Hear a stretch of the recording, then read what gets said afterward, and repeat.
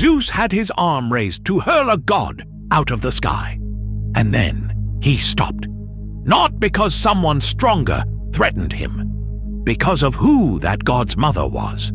The king of Olympus, the god who overthrew his own father, who chained the titans beneath the earth, who answered to no one. There is exactly one moment in our oldest surviving Greek poem where Zeus is afraid to act, not afraid of a rival's strength, afraid of giving offense. And the being he was afraid to offend is almost never named in the same breath as the great powers. Because by the time most of these myths were written down, she had already faded into the background of the universe. Tonight, we walk the sources in order, oldest to latest, and we answer one question honestly. Who is the goddess even Zeus would not cross, and why? I'll keep her name back, the way Homer almost does, until the line that gives her away. Start at the beginning. Around 700 BCE, the poet Hesiod writes the Theogony, the birth of the gods, and it is our single most important source for how the Greeks said the cosmos began. Hesiod is blunt about the order of things. First came chaos, and that word does not mean disorder. Chaos means the gap, the yawning void, the abyss that opens before anything else exists. And out of that void, among the very first beings to exist, came night. She was not created by another god. She was not the daughter of Zeus, or of the Titans, or of anyone. She was there at the start, alongside Earth itself. That alone makes her older than the entire Olympian order, older than Zeus's grandfather.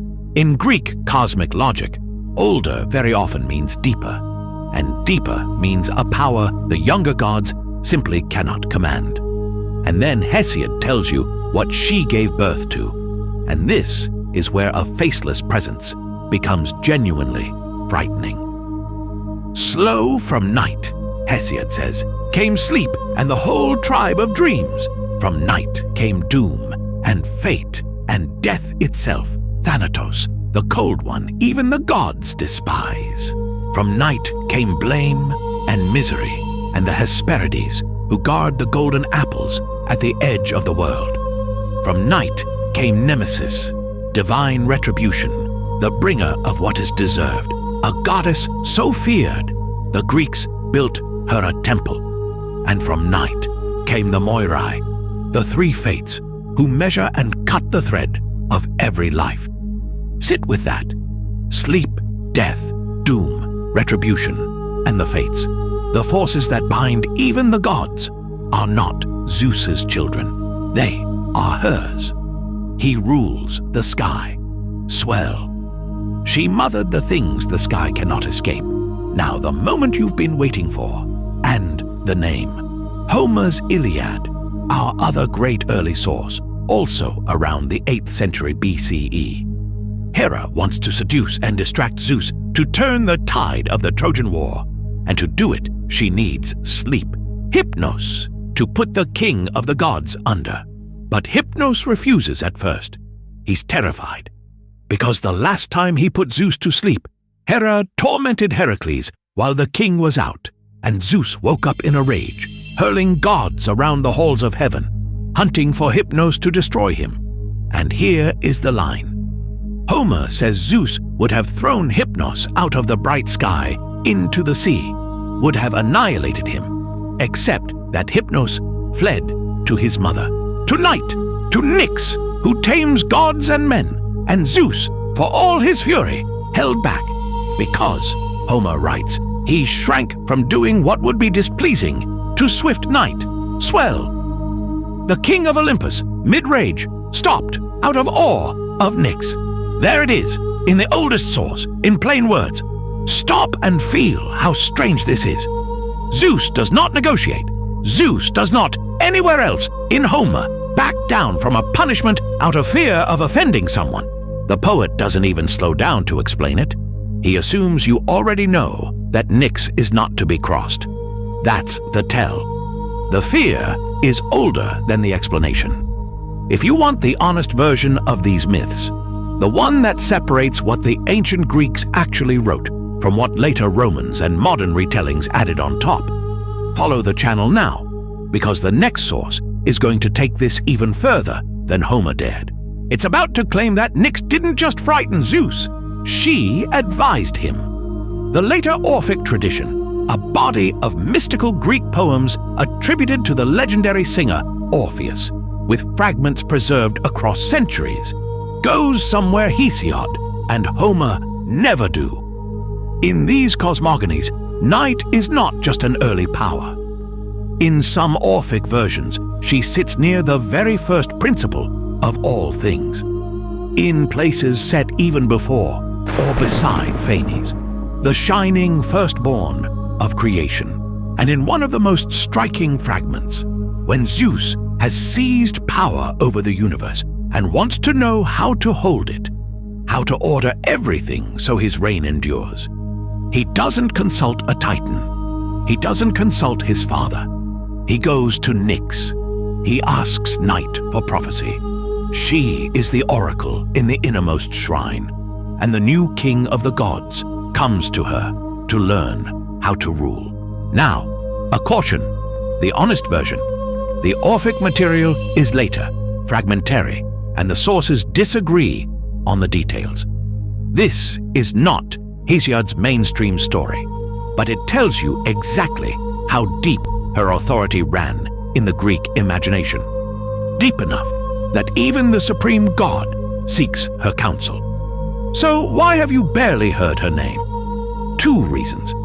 First, the Greeks largely worshipped the bright, civic, named gods.